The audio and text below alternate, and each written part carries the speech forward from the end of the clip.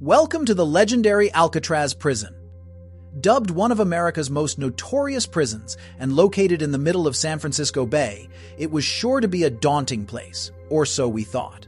Recently, Binghamton University archaeologists revealed that they had uncovered some startling new information about this mysterious island with an exciting adventure laser technology. Before we start, smash the like button and make sure to subscribe if you haven't, and hit that notification bell so that you won't miss any new stories.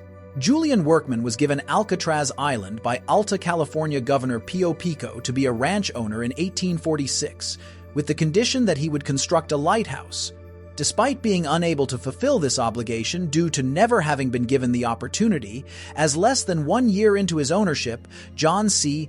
Fremont bought it for $5,000. Workman's tenure marked the start of what would become its world-famous status as a penitentiary, according to Alcatraz history. In 1848, shortly after California was acquired by the United States, President Millard Fillmore transferred control of Alcatraz Island to the military, and it became an official military base. John C. Fremont had formerly owned the island and expected compensation for its sale, with high hopes that his investment in the property would yield a large profit. However, this was not to be the case. Fremont was dealt a harsh blow when the United States determined that the deal he had made to purchase the island was invalid, and as a result, he lost his land without receiving any form of compensation.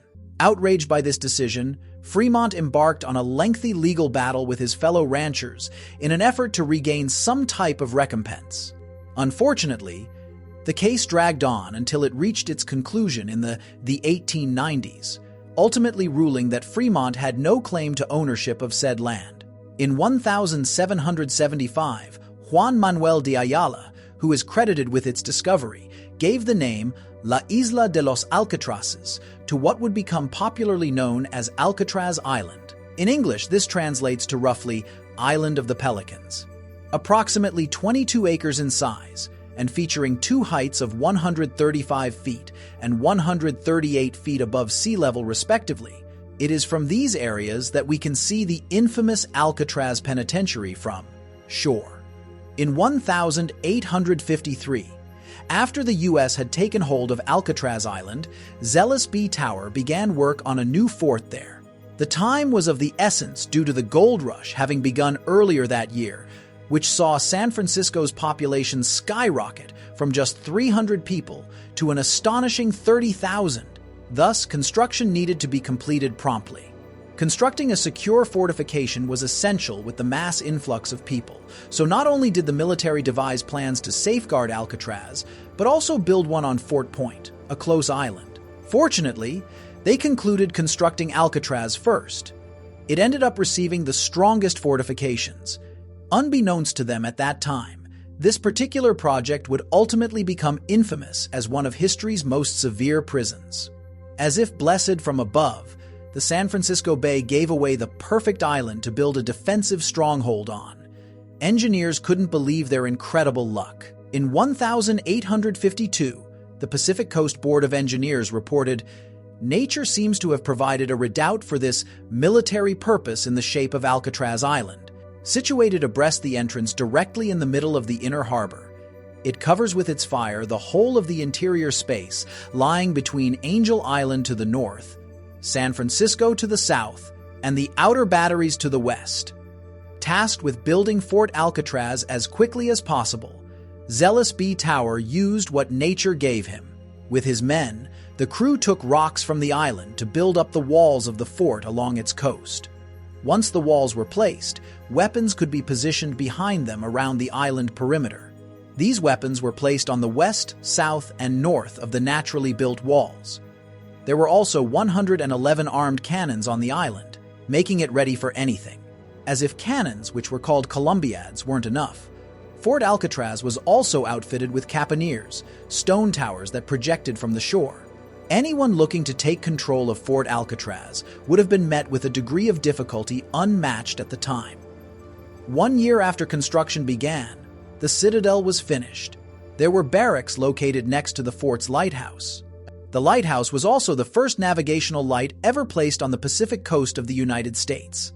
The citadel was tasked with not only defending the island but defending the lighthouse as well. To ensure success against attack, it was built to accommodate 100 soldiers and expand to 200 when needed. The windows of the barracks were designed for soldiers to fire through, and if the fort was taken over, there were enough supplies in the citadel for those trapped inside to survive for 4 months. In that time, it can be assumed backup would arrive or the citadel would be breached and overtaken. During the Civil War, 350 men were positioned at Fort Alcatraz. Their time there ended up being unproductive. The fort was never attacked during the war. There was one recorded plot by the Confederate Army, but the assault never came. In 1863, 3 men were detained and arrested in the plot to assault Fort Alcatraz. They were sentenced to 10 years in prison, sentences they did not serve. Abraham Lincoln pardoned all 3 men when the war ended. Although it was intended to be a quick process, the fortification of Alcatraz Island was not finished until 1859. There were many reasons that led to this, but the biggest one was a shortage of skilled labor workers. At the time the fort was being built, people were flocking to San Francisco in droves, but not to build a fort. They wanted to find gold and get rich quick. This meant finding people to actually work on the island was much easier said than actually done. In modern times, of course, Alcatraz Island is best known for its penitentiary and less for its military background. Interestingly enough, the two histories overlap. The first prisoners at Alcatraz were incarcerated soldiers in 1859. During the Civil War, the stronghold was also used to imprison Confederate soldiers. Even though Fort Alcatraz wasn't built to be a prison, the future of the island was clearly never in doubt. It was only a matter of time before that future became the present. Alcatraz Penitentiary first began holding civilian prisoners in 1934. Thanks to the topography of the island and its distance from the shore, it was the perfect place for a prison. Anyone who tried to escape would find that freedom outside the walls was impossible to come by. The waters surrounding Alcatraz are near freezing, and the strong currents are backbreaking to swim against. Overall, there have been 14 escape attempts from the prison. No one involved successfully made it to the mainland. Before holding civilian prisoners, Alcatraz held prisoners of war. In 1867, a jailhouse was built on the fort. 30 years later, during the Spanish-American War of 1898, the prison had a population of 450. Over the next 15 years, the prison expanded with the addition of large concrete prison cells. That block of cells is the largest structure still intact on the island. Finally, in 1933, the military portion of the fort was decommissioned, and the entire operation was handed over to the Prisons Bureau.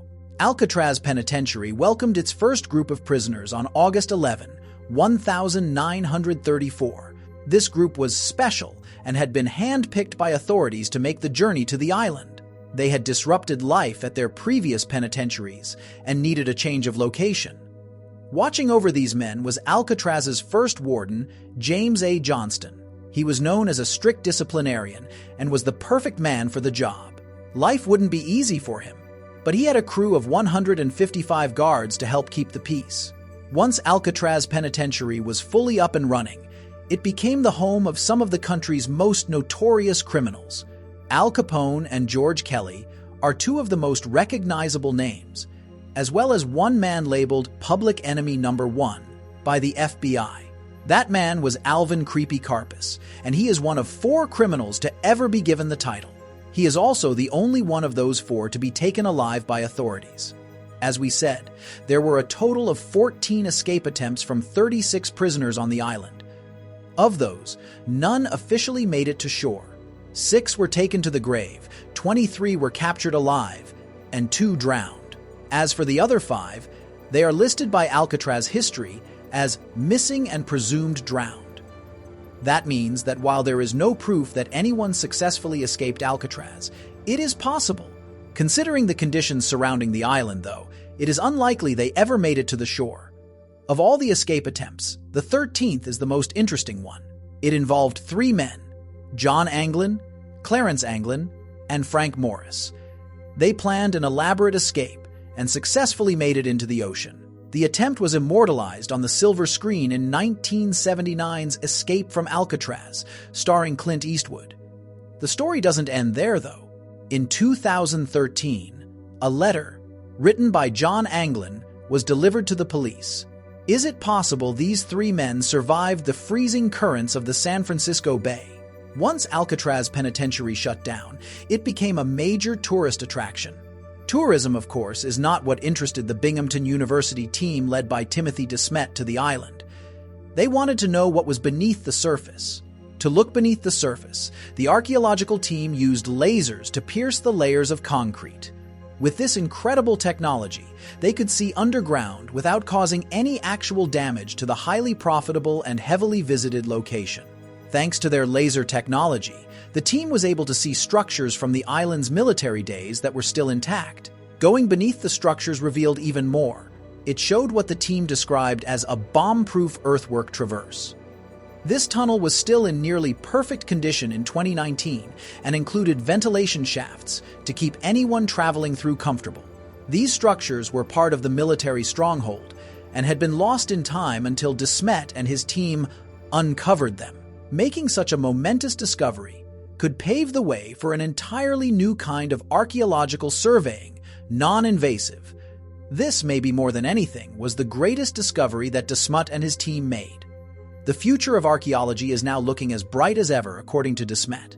With modern remote sensing methods like these, we can answer fundamental archaeological research questions about human behavior, social organization, and cultural change through time without costly and destructive excavation.